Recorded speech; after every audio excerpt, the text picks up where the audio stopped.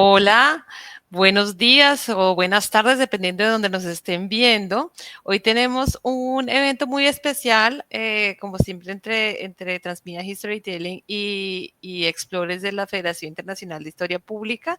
Esta vez iniciamos un nuevo ciclo de conferencias que se llama Se armó la HP. ¿Qué significa eso? La Red Latinoamericana de Historia Pública. Y estamos muy contentas de que esto haya podido ocurrir.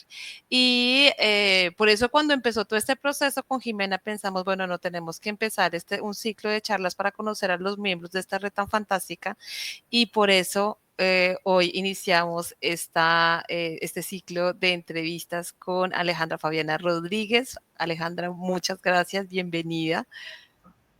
Muchas gracias a ustedes por esta hermosa iniciativa y Jimena, Carla, por invitarme. Bueno, muchas gracias a Carla y a Fabiana también. Y como dijo Carla, se armó la HP, como decimos en Colombia y en otros lugares de América Latina. Y estoy muy feliz de que se arme por completo. Que se arme y no pare, que no pare esto. Como Carla ya dijo, yo soy Jimena Perry de la Federación Internacional de Historia Pública. Voy a presentar a Alejandra y después empezamos con las preguntas. Carla, muchas gracias. Alejandra, gracias otra vez. Alejandra Fabiana Rodríguez es profesora asociada en la Universidad Nacional de Quilmes e investigadora del Centro de Historia, Cultura y Memoria. Dirige el proyecto Historia y Fuentes Audiovisuales, Actores Sociales, Acontecimientos y Procesos en las Pantallas Argentinas, 1940-2015. Y previamente lideró Cine, Estética y Política, Representaciones Audiovisuales en la Historia Argentina, 2015-2019. Es autora de Historia, Pueblos Originarios y Frontera en el Cine Nacional, de 2015, y coautora de Un País de Película en 2009 y Tiempo Archivado 2017. Ha coordinado artículos sobre historia y audiovisual e historia pública y es evaluadora de revistas nacionales e internacionales. Actualmente Alejandra dirige la licenciatura de Historia de la Universidad de Quilmes y fundó la maestría y el diploma en Historia Pública. Codirige el proyecto Objetos y Narrativas para una Historia Pública de la Democracia y ha participado en la producción de materiales educativos en el Ministerio de Educación, Conectar, Igualdad y Educar. Ha sido profesora invitada de la Universidad de Barcelona y UNESPAR, en Brasil. Integra comités académicos de revistas y presidió los congresos ASAECA en 2016 y el primer Congreso de Historia Pública en 2023, donde organizó el festival La Historia, un bien común. Quiero enfatizar que el Congreso de Historia Pública en Quilmes fue el primero en América Latina sobre historia pública y ya eso marca un hito para el desarrollo de la disciplina en nuestra región. Alejandra, bienvenida. Bueno, bienvenido. Me siento muy bienvenida y muy agradecida realmente con ustedes por haber pensado en este ciclo de encuentros para fortalecer esta red que estamos creando, para poder conocernos, escucharnos. Así que, bueno, mi agradecimiento a ambas. No, yo estoy emocionadísima, tan emocionada que se me olvidó conectar mi cargador y me estaba dando cuenta que me estaba quedando sin batería, me disculpo de antemano, pero empecemos esta charla. O sea, ya escuchamos la larga trayectoria profesional que tiene Alejandra. Yo creo que no estamos en mejores manos que para la coordinación de esta fantástica red. Yo quisiera que nos contaras o empezaras a contarnos un poco cómo llegaste a interesarte por la historia pública. Todos tenemos una historia que nos lleva a interesarnos por estos temas. Yo quisiera que nos contaras un poquito la tuya. Bueno, yo empecé a estudiar historia en los primeros años de la Argentina democrática, ¿no? Veníamos de una dictadura sangrienta, parte de mi adolescencia la pasé en el exilio en Barcelona y al llegar, bueno, pude hacer el primer ciclo básico que fue masivo, desbordante de gente que tenía las expectativas de volver a estudiar en mi caso, en la Universidad de Buenos Aires, era una universidad pública, gratuita y que volvía a ser democrática. Entonces, me dediqué a la historia. Yo vengo de una familia donde, digamos, mis padres han tenido militancia política, en su juventud también, la política era parte de la mesa cotidiana, siempre lo fue y lo es en mi casa también. Y bueno, me dediqué a la historia en un contexto donde, por un lado, había una efervescencia política de la recuperación democrática muy fuerte, y por el otro lado también había una cierta tensión con la historia académica muy pegada a la idea de neutralidad, a la idea de que la historia, que los últimos 50, 100 años era mejor no investigarlos porque era parte del periodismo, eso. Con fortalezas metodológicas muy importantes, con profesores muy buenos, reconocidos, y también, digamos, como estudiante uno hacía toda la crítica de las grandes omisiones de determinados actores sociales, subalternos y demás, como muy fuertemente. Cuando terminé de estudiar historia, en la universidad dije, bueno, listo, tengo las herramientas, yo acá no vuelvo nunca más. Esta fue mi sensación, y realmente hice como todo un trayecto muy largo por afuera, y bueno, en algún momento volví, efectivamente. Pero bueno, me dediqué durante muchos años a la formación docente, a reflexionar, no solo en cursos, sino también en las propias, haciendo capacitaciones en las propias escuelas, ¿no? Con los profesores de primaria y de secundaria. Y ahí fui descubriendo como un objeto de estudio que, además de la enseñanza y la didáctica, me atrapaba, que era pensar el cine como un objeto cultural que permitía, por un lado, toda la investigación, pero también permitía la intervención pública, ¿no? Como que era una herramienta que me hablaba de los contextos, de las formaciones discursivas y demás, pero que también me permitía establecer puentes con los otros, establecer diálogos, ¿no? Porque las películas tienen eso maravilloso de que se incorporan a las biografías de las personas, ¿no? Te afectan el cuerpo entero, digamos, ¿no? La afectividad y demás. Entonces, bueno, durante muchos años me dediqué a investigar y a trabajar con profesores, con películas. De alguna manera, junto a Marcela López, que es mi amiga y licenciada en comunicación, armamos un poco en la Argentina el campo del cine historia, leyendo a los popes de ese momento, ¿no? Ferró, Sorlén, que acaba de fallecer, Robert Rosenstone, bueno, Caparrós Lera en España. Bueno, armamos como ahí, empezamos a escribir y a pensar en estos temas y a formar gente. Bueno, y de ahí sale, digamos, ese primer libro que mencionó Jimena, Un país de película, que fue un libro de divulgación, ¿no? Que lo escribimos en 2008, y la idea era hablarle a la gente sobre nuestro país, sobre los 100 años, los 100 últimos años del país, pero a través de cómo lo habían ido contando las películas, ¿no? Entonces agarrábamos un proceso determinado y decíamos, bueno, en 1910, la película en 1910 lo vio así por tal cosa, en 1930 se reflejan, íbamos desglosando los procesos históricos a partir de las versiones que el cine iba dando. Nada, fue un libro que hoy lo miro y tiene muchas falencias y demás, pero que nos permitió hablar como en un lenguaje sencillo, lo más poéticamente posible, porque también pensamos que la belleza es parte del contacto con el otro, de la indagación de la historia. Así que bueno, fue todo mucho tiempo trabajar en eso y bueno, y después finalmente volví a la universidad, primero a la Universidad de Buenos Aires y después a la Universidad de Quilmes, donde realmente ahí me asenté, ¿no? Armé mi rancho en la Universidad de Quilmes, me sentí que era un lugar desde, bueno, en el medio hice una maestría en estudios culturales, seguí con la línea de interpretación de tratar de llegar a los demás a partir de ese objeto cultural tan masivo y maravilloso, ¿no? Y bueno, y después en la Universidad de Buenos Aires, en la Universidad de Quilmes, fui siendo docente, después siendo investigadora y bueno, y haciendo algo que es lo que más me gusta, que es armar equipos.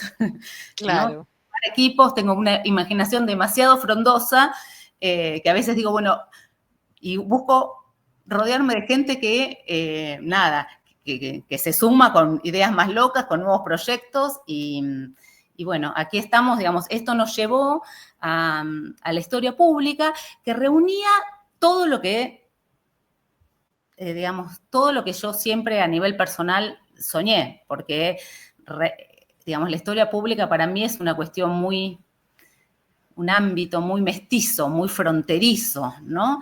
Donde está las herramientas aprendidas, lo académico, pero que va mucho más allá de eso, ¿no? Donde lo social y la pregunta por los otros y el debate político está en el centro, ¿no?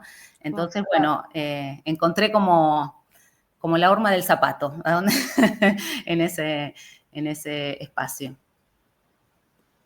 Alejandra, gracias. Yo creo que a ti te ha pasado como nos ha pasado a varias personas que realmente no estudiamos historia pública, sino que la hemos practicado en algún momento, a veces sin saber qué era historia pública. Ya respondiste un poco la segunda pregunta, que es qué significa para ti la historia pública, pero me gustaría que nos dijeras cómo la entiendes tú en el contexto específicamente latinoamericano y qué diferencia puede haber, por ejemplo, con la historia pública practicada en el mundo anglosajón. Bueno, creo que es una pregunta súper interesante. A ver, yo entiendo la historia pública latinoamericana, si bien, digamos, como un campo tiene la pata de ser un campo científico, un campo de la historia, un campo disciplinar, es un campo disciplinar desde el cual se llama asumir un riesgo, ¿no? A salir de la comodidad de cómo se tiene que investigar y de cómo se tiene que escribir y de qué formularios hay que llenar. Digo, se sale de todo, digamos, de las normas clásicas del sistema científico para arriesgarse a otras cosas, a otros terrenos. Esto por un lado, pero también no la concibo solo como un campo científico y no creo que historia pública solo hagan quienes tienen un título universitario o terciario.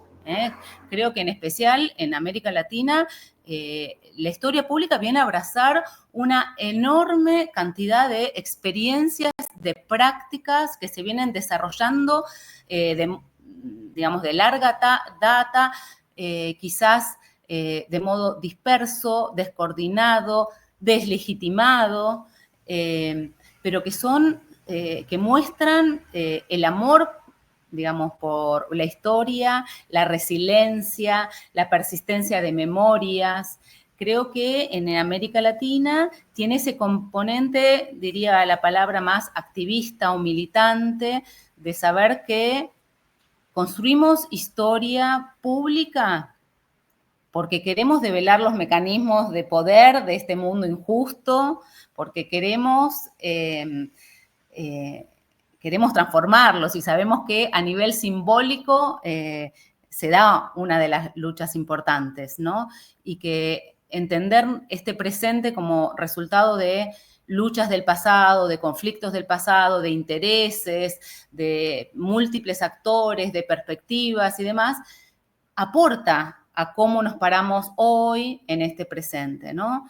Para mí, o sea, claramente la historia es de todos, es un bien común, ¿sí? Es un patrimonio de todos, no es, creo que en eso hay que correrse de la soberbia, del orgullo de pensar que los historiadores tenemos la verdad porque hemos leído pila de libros y visitado documentos.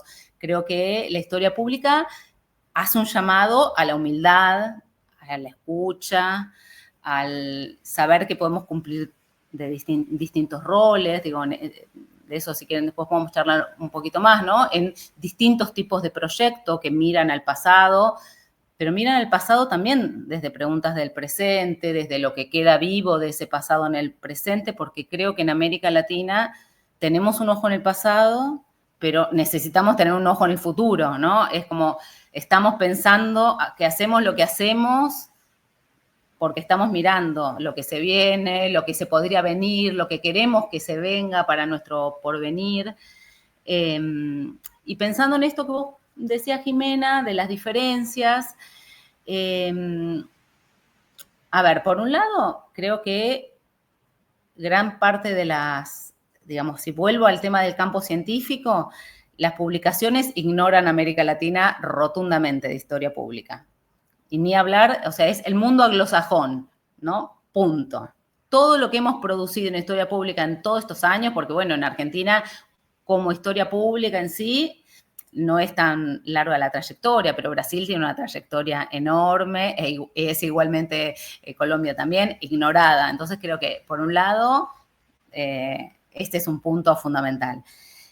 El tema de la fortaleza de nuestra presencia. Por otro lado, creo que en gran parte del mundo, sobre todo en Europa, la historia pública está muy enfocada al tema de preservar, ¿sí?, su enorme patrimonio, de activarlo, de hacerlo lúdico, de hacer propuestas para que ese patrimonio sea resignificado en el presente. Está muy enfocada también a la recuperación de archivos, a la accesibilidad de los archivos, hacerlos públicos, hacerlos digitales. Me parece que va más por el lado más patrimonial de este tipo de patrimonio enorme que tienen, ¿no? En ese sentido, hablábamos con Marcello Raveduto cuando estuvimos en Italia. Él decía, bueno, Italia es el museo del mundo, ¿no? Digo, Europa tiene algo de esto, de ser el museo, y trabaja la historia pública mucho en ese sentido. Y creo que nosotros vamos por otro lado. Digo, que también obviamente tiene que ver con defender el patrimonio, con resignificarlo, pero no solo el patrimonio edilicio y demás, sino sobre todo esos actores sociales, esas memorias, ¿no? Esos pasados traumáticos o silenciados, porque también estamos hablando de muchos pasados que han sido ignorados, que no entran dentro de los relatos nacionales. Me parece que la historia pública en América Latina tiene como otro ingrediente, ¿no? Sí, yo coincido totalmente contigo. Claro, para los países latinoamericanos el tema de la historia siempre ha estado permanente, ha estado en permanente disputa, es objeto incluso de clave para la resolución de conflictos, para pensar nuevos contextos políticos. Y por eso quiero como preguntarte cuál es el propósito principal de la red latinoamericana. ¿Cómo crees que contribuye la creación de esta red para el desarrollo de la disciplina en la región y para el papel de la historia pública en general en la región? Yo creo que es importante hacia adentro de América Latina y hacia afuera de América Latina, ¿no? Hacia afuera, ya que veníamos hablando de esto, bueno, visibilizarnos. Hemos hecho cosas grandiosas, hay proyectos, pero para repartir, interesantísimos en América Latina con la historia, innovadores, originales y sin plata, sin dinero, sin financiamiento, ¿no? Porque uno visita Europa, hay fundaciones a montones, hay financiamiento. Todo esto que nosotros construimos, recontra interesante, productivo y necesario, ¿sí? Y necesario, lo hemos hecho siempre a pulmón, ¿no? O la mayor parte de las veces a pulmón. Entonces, visibilizar todo ese trabajo y valorarlo, ¿sí?, me parece grandioso y necesario y políticamente importante. Hacia adentro lo mismo, porque sabemos, pero no nos conocemos, estamos dispersos. O sea, yo, por ejemplo, sueño con una red de historia pública. Digamos, en nuestra red de historia pública hay muchos historiadores, hay gente que trabaja en museos, en archivos. Yo sueño con una red donde realmente se dé cita un montón de gente que trabaje con la historia, no necesariamente profesionales, o sea, que quizás sean no las personas o las instituciones, sino los proyectos los que participen de esa red. Eso sería como maravilloso, ¿no? Porque me parece que lo más importante es poder contactarnos, poder conocernos, saber lo que hizo el vecino, el de la otra comunidad, qué resultados tuvo, qué dificultades, cómo lo llevó a cabo. Me parece que esa es la riqueza de una red, digamos. Por eso apostamos a esta idea de red. O sea, no nos interesa tener un sello más, una institución más o un cargo más. No queremos eso. Queremos que realmente nuestro trabajo se multiplique, conocer esas experiencias maravillosas que hay en todo. Nosotros armamos un pequeño sitio que es súper modesto, porque, bueno, se está armando a pulmón, y recogimos experiencias. Las experiencias que hay ahí son todas maravillosas, digo, hay de varios países, pero que hablan, ¿sí?, de proyectos colectivos, proyectos que algunos tienen protagonismo de un historiador profesional y muchos otros simplemente alguno forma parte de esa trama y aporta desde su saber, pero son otros actores los que lo movilizan, ¿no? Porque, bueno, ese me parece que es otra de las características de la historia pública, que es que es socialmente viva, ¿no? Más allá de que quizás no sea historia del tiempo presente, que quizás se remonte a otras temporalidades, pero que, bueno, apela a aquello que queda vivo, latente, pulsante en nuestras sociedades, ¿no? Claro. Gracias, Alejandra. Yo quiero decir que el sitio web de la red no es un sitio modesto, es un gran sitio. Es muy bonito y ha tenido mucho trabajo detrás. Obviamente faltan cosas, pero es que la red lleva un poco más de un año. Entonces, para que lo que lleva un poco más de un año, me parece que el trabajo ha sido estupendo y aquí quiero agradecerles públicamente a Lucía Batista y a Inti que se han dedicado a crear ese sitio y que lo tienen maravillosamente bien. Alejandra, ¿cómo surgió la idea de crear la red? ¿Qué retos has enfrentado en la creación o qué te ha parecido difícil, qué te ha parecido fácil? ¿Cómo ha sido toda esta experiencia con la idea de formar la red? Bueno, la red, yo empecé a pensar el congreso que hicimos en mayo de 2023 en Quilmes, en el 2021. Empecé a imaginarme el congreso con otro grupo de personas, no yo sola, que nos gustaría, que sea un encuentro académico, pero que también sea un festival donde si nosotros realmente concebimos a la historia pública como todas esas formas por las cuales la historia se instituye en la sociedad, no solo, ¿sí?, la escrita, bueno, había que convocar al cine, a la fotografía, al teatro y a esto que Sebastián Vargas trabaja también, las situaciones, las experiencias con la historia, ¿no? Entonces, bueno, ese era, por un lado, uno de los objetivos del Congreso, el encuentro, el intercambio académico, la actualización, pero también esa cosa de, con todo el cuerpo, de la experiencia con la historia.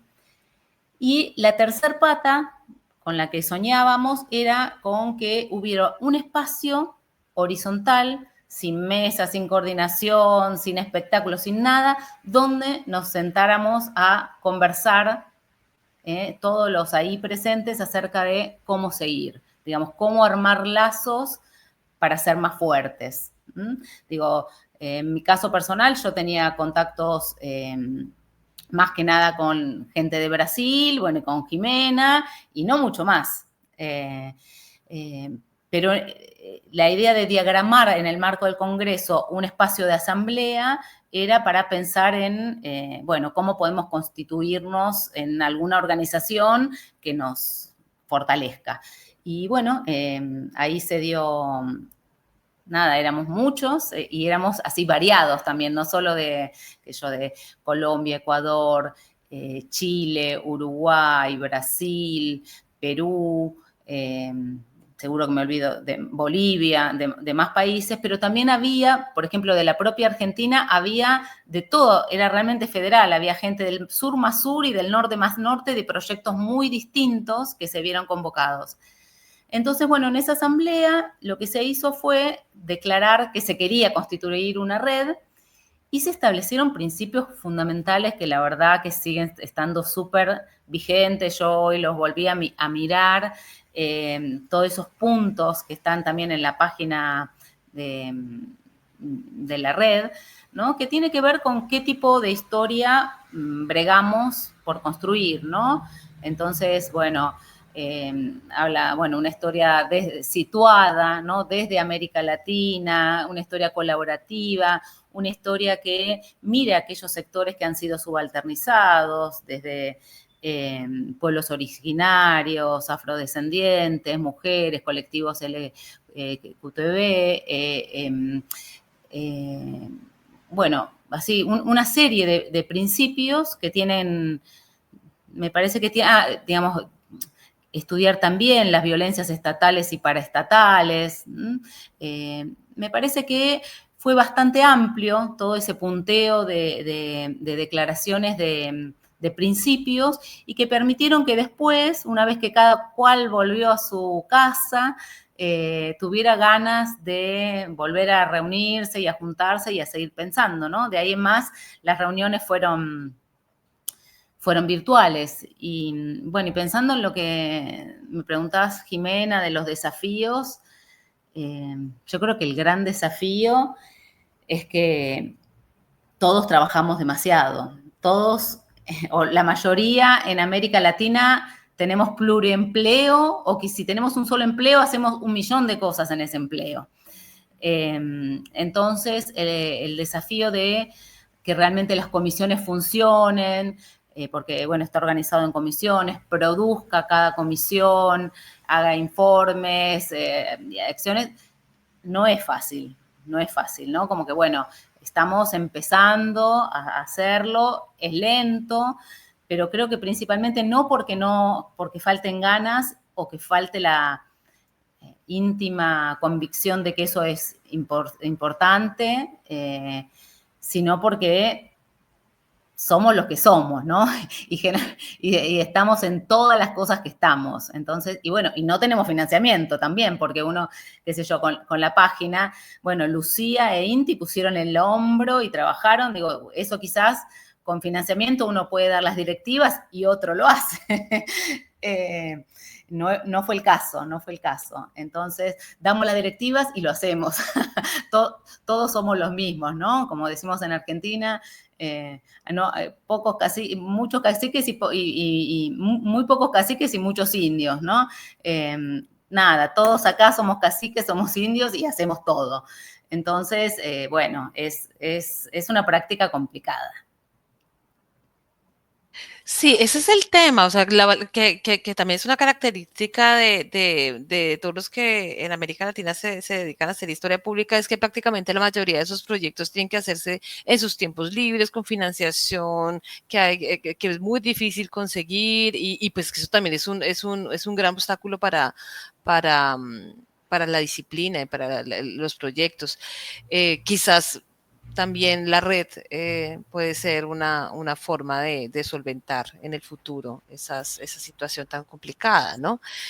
Pero Sí, yo quisiera... Dime, quería agregar una cosa que ahora pensaba que le quería contestar también a Jimena, de que quizás también sería espectacular que la red fuera un camino para hacer proyectos conjuntos entre países, eso sería maravilloso, realmente sería otra forma más de romper fronteras, ¿no? Salir del proyectito de cada uno, porque, bueno, muchos tenemos proyectos de investigación o de extensión universitaria, pero bueno, en los márgenes de nuestro territorio, ¿no? De nuestra comunidad.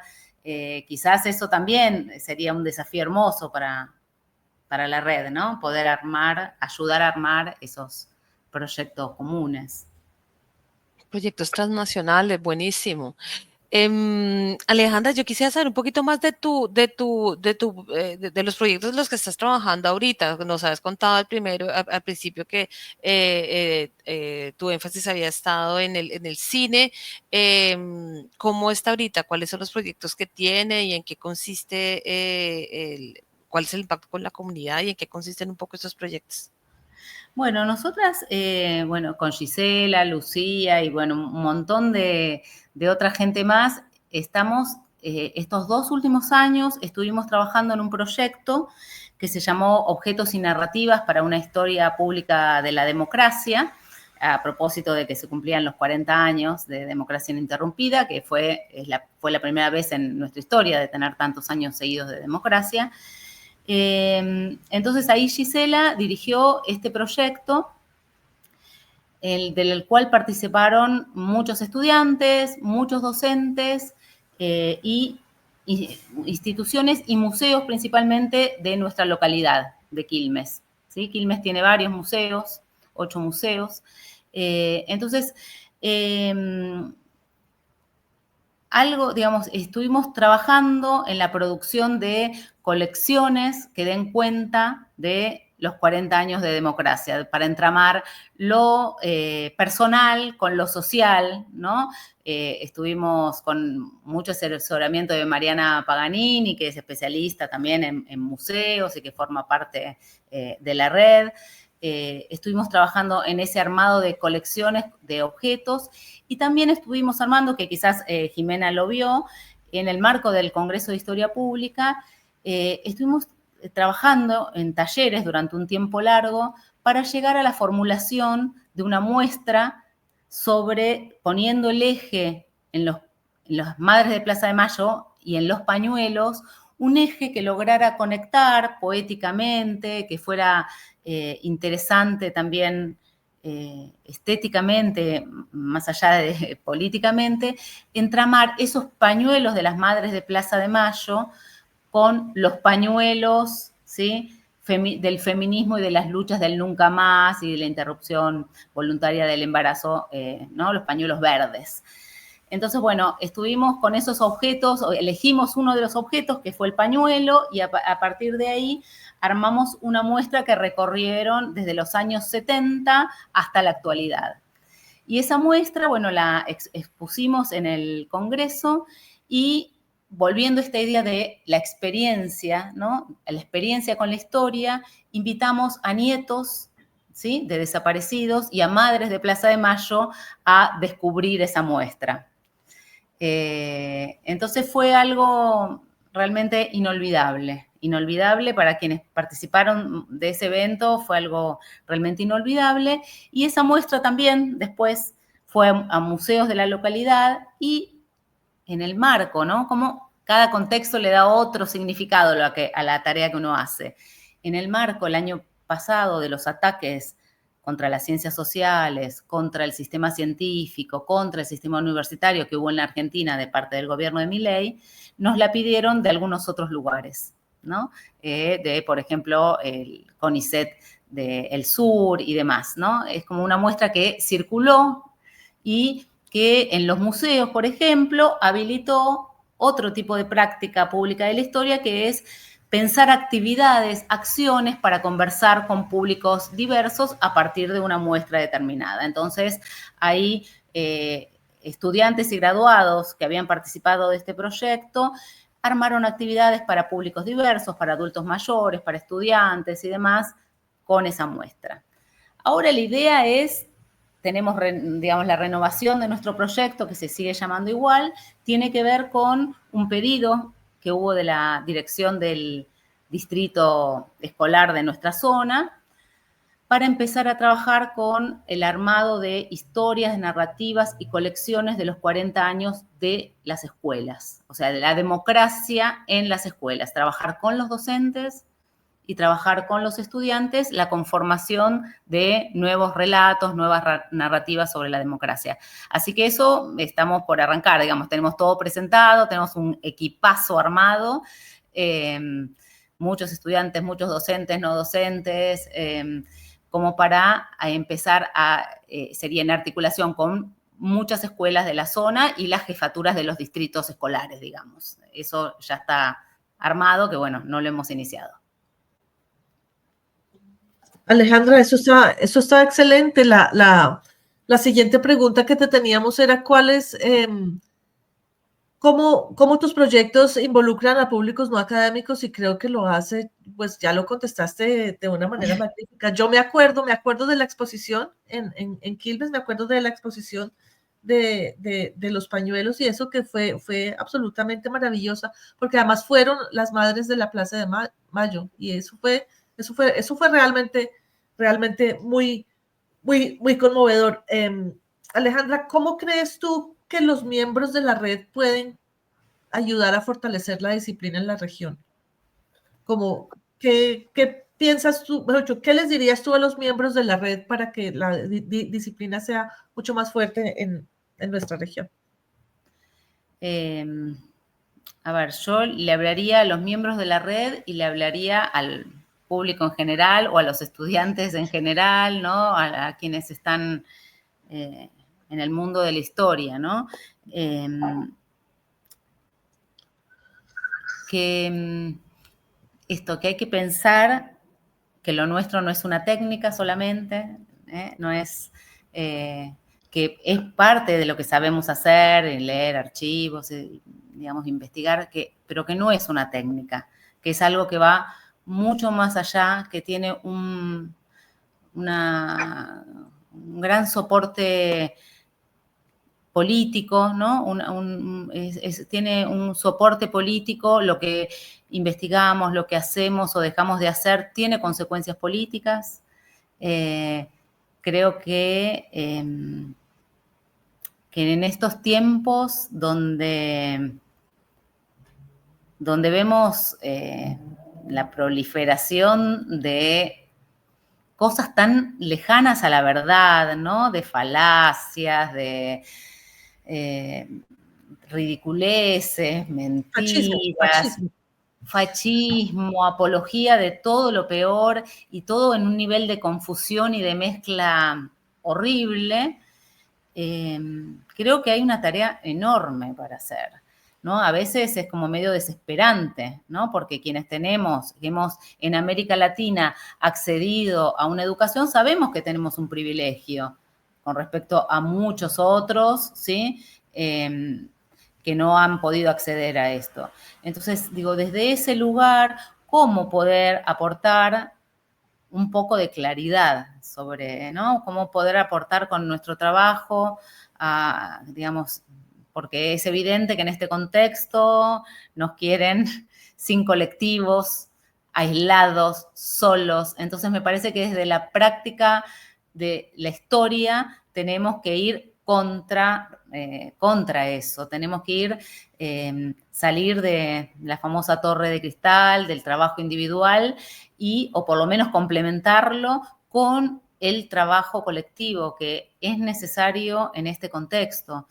No sé, y a la gente de la red en particular, nada, les pediría ese esfuerzo por dedicar un rato también a lo colectivo de la red, ¿no? A pensar que desde ese espacio, desde esas prácticas diversas, podemos aportar algo, por lo menos al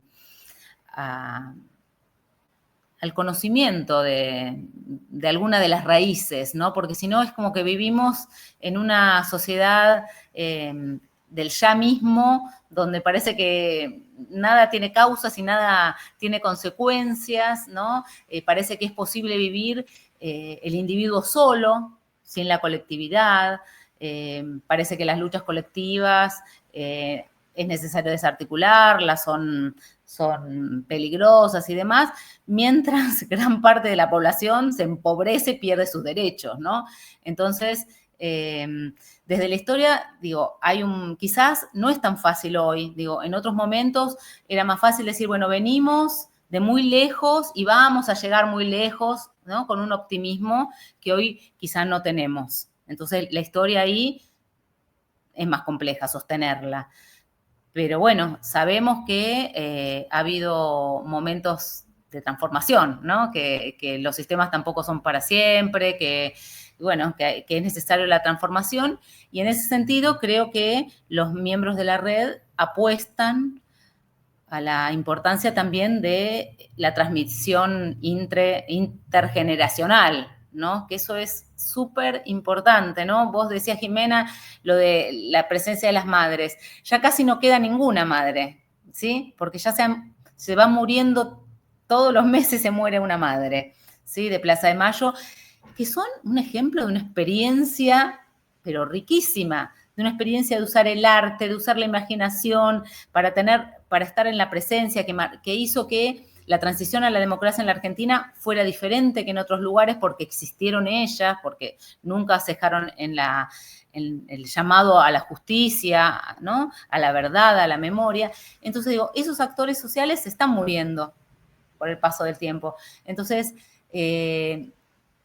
la memoria, la historia, el trasvase intergeneracional es una tarea importante porque para no perder la riqueza enorme de las experiencias que tenemos en América Latina. Yo me refiero a estas porque son las que tengo más cerca, pero de esto hay infinidad de experiencias desde pueblos originarios, de resiliencia, de lucha, de imaginación, experiencias con el arte, porque creo que el arte es el gran aliado también de la historia pública. Entonces me parece que, tenemos que intentar esos proyectos transnacionales, transcomunitarios, compartirlos, encontrar algún espacio para eso, ¿no? Y para que, digamos, devolver algo de lo mucho que recibimos de nuestras sociedades. Quiero interrumpir un segundo para decirle a nuestras personas que nos están viendo que pueden escribir sus preguntas en los comentarios tanto en Facebook como en YouTube para que las podamos responder. Por aquí Gisela Andrade saluda. Y pues para decirles a todos pues las personas que tengan preguntas pueden escribirlas para poderlas responder aquí también al final. Ahorita que estabas hablando de las artes, por ejemplo, estaba pensando en lo metodológico, porque tú también estabas diciendo, bueno, no es solamente una herramienta, ¿no? No solamente como el proyecto, la exposición, la cosa como de manera muy aislada. Yo quisiera saber un poco más cuáles son las discusiones que has logrado tener, particularmente desde la universidad, como esa relación entre la metodología y la universidad para posibilitar esos diálogos comunitarios de los que estás hablando, para posibilitar los proyectos interdisciplinarios, cómo involucrar a las otras disciplinas a esta clase de proyectos. No sé si nos puedes contar un poquito más sobre eso. Sí, a ver, yo creo que dentro del marco de la historia pública hay como un abanico grande que va desde la comunicación de la ciencia, digamos, la divulgación, hasta la participación en proyectos comunitarios, y en el medio hay un montón de prácticas posibles. Quizás más que historia pública me gusta la idea de prácticas públicas de la historia, porque como habilita a otros actores sociales a esas prácticas que de hecho existen. Entonces, creo que digamos, la universidad a la que pertenezco tiene muy desarrollado la pata de la comunicación de la ciencia, ¿sí? Desde editoriales, por ejemplo, el Departamento de Ciencias Sociales, desde hace ya muchos años creó una editorial propia más allá de la universidad, que se llama Para la Comunicación Social de la Ciencia, y todos los libros que allí se editan son de acceso abierto, ¿no? Creó algo que es maravilloso, esto tiene menos años que lo anterior, que es la Agencia de Noticias Científicas, ¿sí? Entonces, en esa agencia que dirige Pablo Esteban, profesor de comunicación, hay toda clase de noticias de todas las ciencias, pero en un lenguaje absolutamente llano, y que esas noticias son levantadas por cantidad de medios. Entonces, ellos tienen un contador de cada noticia, cuántos medios la levantan, 500 medios, 200 medios, es decir, producen información buena, ¿no?, para el consumo masivo, ¿no? Entonces, digo, la universidad, para decir dos iniciativas de los últimos años, ¿no?, que tienen que ver con la comunicación científica. Y por otro lado, hay como una política muy fuerte territorial, ¿sí? Dentro de lo que nosotros llamamos la extensión universitaria. Que en Italia le llaman la tercera misión, ¿no? Investigar, docencia, y la tercera misión es la extensión.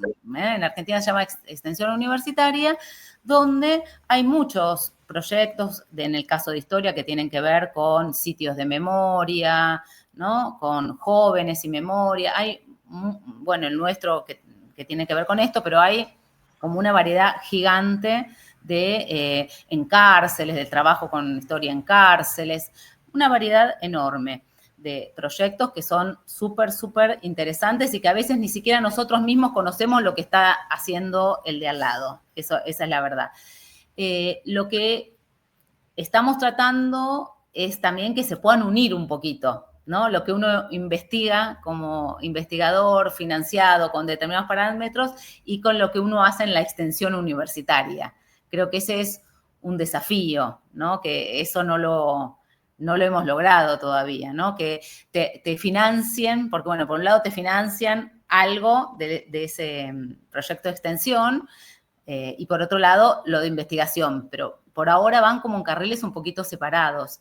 Igual, gente, chicas ustedes y los que le están viendo, estamos hablando de una financiación que ya no va a existir en la Argentina, ¿sí? O sea, el sistema está absolutamente desfinanciado.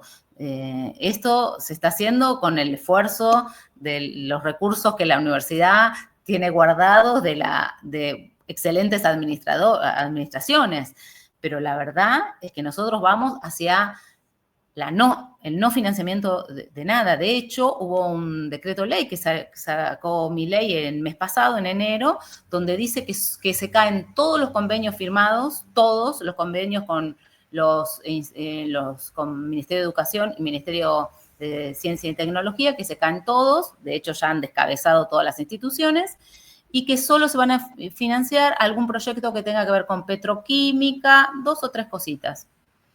Entonces, realmente la ciencia, la extensión, la universidad en la Argentina está como al borde de la quiebra, de la desaparición. Eso, digo, por eso hablamos de un montón de proyectos que nos entusiasman y demás, pero la verdad es que el contexto es complicadísimo. Alejandra, sí, pues hemos estado nosotros siguiendo lo que pasa en la Argentina y lamentablemente aquí en Estados Unidos la situación no es muy diferente. Estamos viviendo tiempos oscuros, yo creo que en los cuales estoy de acuerdo contigo, los historiadores públicos tenemos que presentarnos, no es el que manifestarnos, yo no creo que sea el momento de quedarse callado, ni de pensar en la tan horrible objetividad académica que nos enseñaron alguna vez, que inclusive puede ser más peligrosa en algún momento que tomar partido en algún momento. Pero bueno, Alejandra, ¿tú cómo ves la red a futuro? ¿Qué esperas de la red? ¿Qué esperas que logre en los próximos años? ¿Qué crees que la red como red debería priorizar para seguir andando? Yo creo que hay que trabajar más en realmente conocernos, en ¿sí? Qué está haciendo, cuáles proyectos se están haciendo en cada país y armar un mapeo de lo que hay. Creo que eso sería importantísimo hacia adentro y hacia afuera, ¿no? Porque también es cierto que es un campo, o si lo pensamos desde la lógica científica, además, un campo que tiene que remar para la legitimidad, ¿no? Y me parece que nosotros decimos que es más que un campo científico, rebasa, ¿sí? Estamos pensando en otras prácticas y eso tiene que verse reflejado, tiene que conocerse y para eso hay que hacer un mapeo, hay que relevar, hay que contactar. Creo que ese es un gran objetivo. Y otro gran objetivo sería empezar a armar proyectos transnacionales, ¿no? Como decía Benedetti, con tu quiero y con mi puedo, vamos juntos compañeros, ¿no? Bueno, a ver, entre lo que podemos juntar entre todos e ir armando esta perspectiva que, bueno, que nosotros la tenemos desde el sur. Para nosotros, como nuestro norte es ese sur, y queremos contribuir a esa sociedad, a que se visibilice, y sobre todo que se transforme, que mejore, que sea más democrática. Creo que un mensaje para los colegas y las colegas es esa es la necesidad realmente de armar un nuevo pacto. Esto que vos decías, no es momento de quedarse callada, es momento de armar un nuevo pacto entre el sistema científico, académico y la sociedad.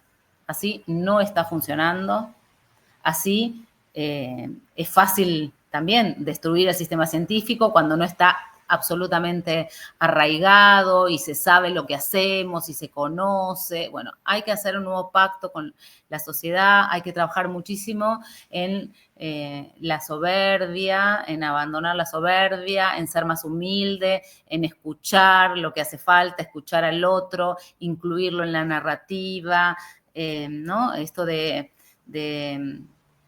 aflojar con la autoridad y compartir un poco más con la sociedad, porque me parece que son tiempos súper, súper, súper complicados y si vamos a seguir haciendo así, no es una buena solución y no es bueno el futuro y bueno, queremos apostar a un futuro mejor.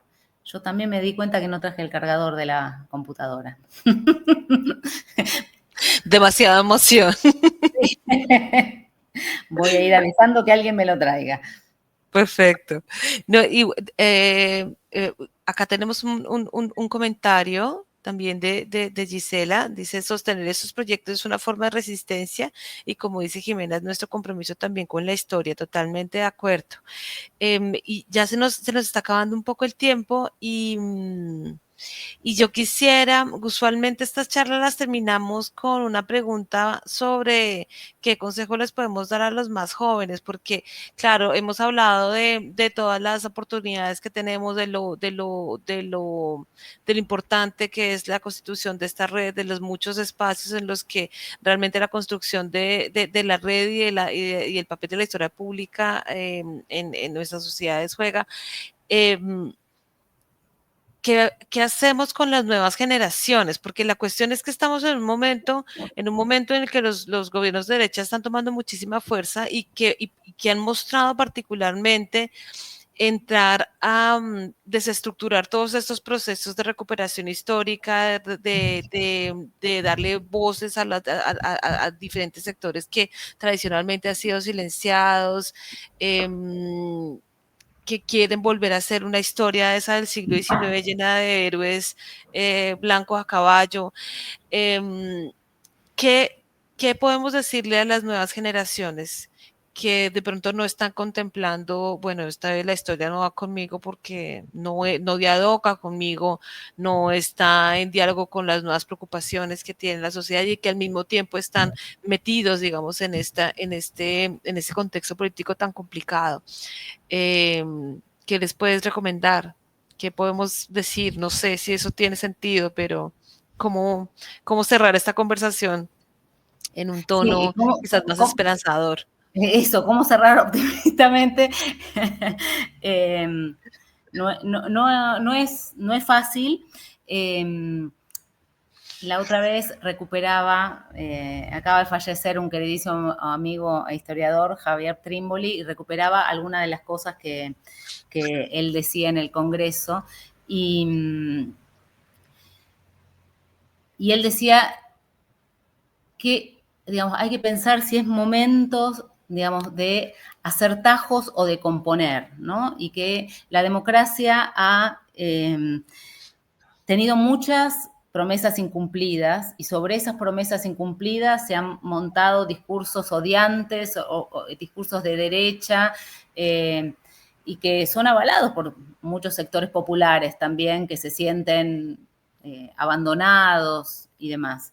En este sentido, creo que es tarea de los adultos, ¿sí?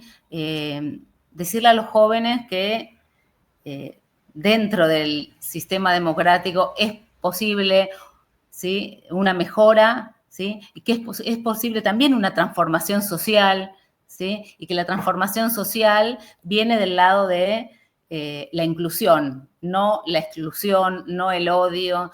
Entonces, a los jóvenes historiadores, a los jóvenes que trabajan, que sé que quien se dedica a la historia en general ama a el prójimo, ¿sí?, tiene una pulsión por saber, por conocer, ¿no? Entonces, le diría esto, que, bueno, que la historia es transformación, hay tajos en la historia, hay momentos de quiebre, hay momentos donde es necesario develar esos mecanismos discursivos, cuestionarlos, no creer, ¿sí? No creer. Creo que hoy la consigna sería más que eso, más esto, dejar de consumir un rato, creer menos, tratar de escuchar un poco más experiencias que han demostrado que es posible una mayor inclusión, una mayor democratización. Me parece que hay que, bueno, salir de la comodidad, tanto de la comodidad de lo aprendido solo en la academia, como salir de la comunidad de los medios y de las redes, ¿no? Que también están, digamos, muy manejadas, todos los dispositivos son dispositivos que inclinan la cancha tremendamente, que nos cuesta hacer oír en ese campo sonoro de tanto ruido alguna voz racional o fundamentada. Entonces, bueno, les diría esto, calma, tratar de entre toda esta maraña, escucharse y escuchar los que provienen de experiencias más ricas, más colectivas, más interesantes. Que bueno, que de a poco hay que, digamos, nos queda, no tenemos otros medios que el de construir desde abajo y de a poco. No están a nuestro alcance, pero sí hay cosas que sí están en nuestro alcance y que hacen al estatus de la vida, a la existencia de las personas, a una existencia más tolerante, más amorosa con los demás, ¿no? Así que, bueno, iría por ese lado. Ya vendrán tiempos mejores, diría Sí, Charlie. estoy segura que sí. Hay que confiar en las Eso ciudades. esperamos. Sí. Eso esperamos todos. Alejandra, yo estoy de acuerdo contigo. Yo siempre le digo a mis estudiantes, ustedes tienen la mente abierta, y todos dicen sí. Pero siempre tenemos la mente abierta hasta que de verdad nos enfrentamos a algo que es totalmente diferente y la cosa cambia. Entonces, yo estoy de acuerdo contigo, toca hacer el ejercicio de escuchar y entender más al otro, definitivamente. Y eso no es solamente algo que le corresponde a los historiadores, corresponde a La todos. ciudadanía. Sí, exactamente. Alejandra, muy poquito. Yo quiero que se arme más la HP. Me pareció una Sí. La HP larga y larga y tendida. Hay muchas cosas que dijiste que requieren seguir hablando. Lamentablemente no tenemos mucho más tiempo. Quiero darte las gracias. Transmedia Storytelling y Explorer siempre que se unen tienen unas charlas maravillosas. Esta no ha sido la excepción, ha sido realmente inspirador y dan ganas de seguir trabajando mucho en la red. Espero que no sea la última vez que tengamos contacto contigo y bueno, no sé si Carla, si hay alguien del público que quiera decir algo para finalizar. A ver, no, creo que ya no tenemos más preguntas. Esperemos que. Yo creo que es importante porque, claro, esta entrevista después la ven en grabada. ¿Qué pueden hacer las personas que quieren pertenecer a la red o que quieren saber un poco más de la red? ¿A dónde pueden escribir? ¿Cuál es la página? Cuéntanos un poquito, quizás lo podemos poner en la descripción de alguno de los videos para que las personas puedan saber qué hacer. Esperá, que ahora me lo decís, esperá que no me lo sé de memoria. Pero ahora es redlab, creo, gmail.com. Okay. Redlab, gmail.com.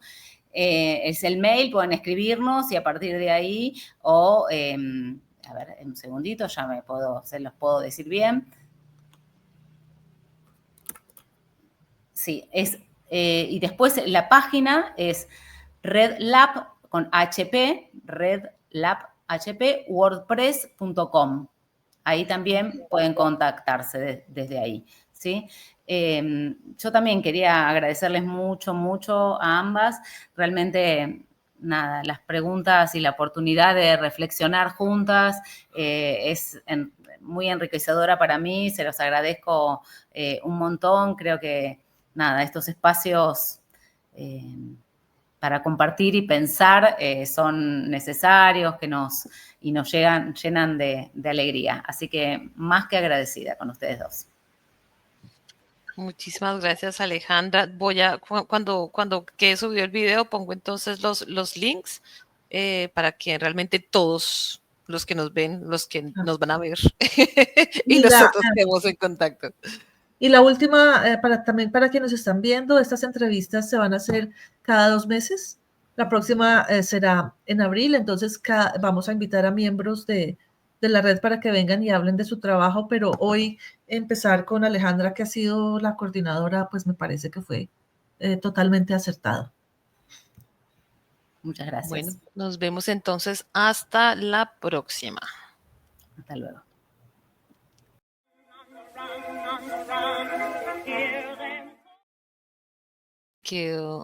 Me quedó el